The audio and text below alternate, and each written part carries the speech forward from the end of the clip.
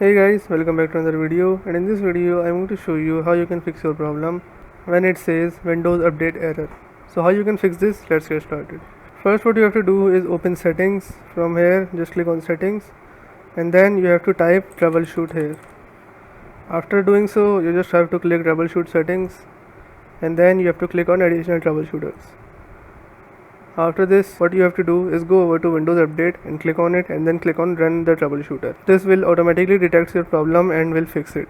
Hopefully your problem solves, and if your problem still occurs, so make sure to comment down below so we can bring a detailed guide on this video. Alright, that's it for today's tutorial.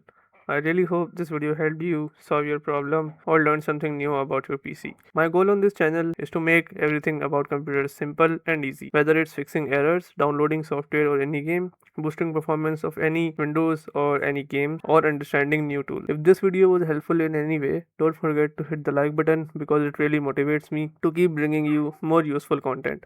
And if you're new here, make sure to subscribe and turn on the notification bell so you never miss any future tutorials, tips, and PC fixes. Also, if you're facing any issues or have any questions related to computers, Windows, software, or anything technical, drop them in the comments.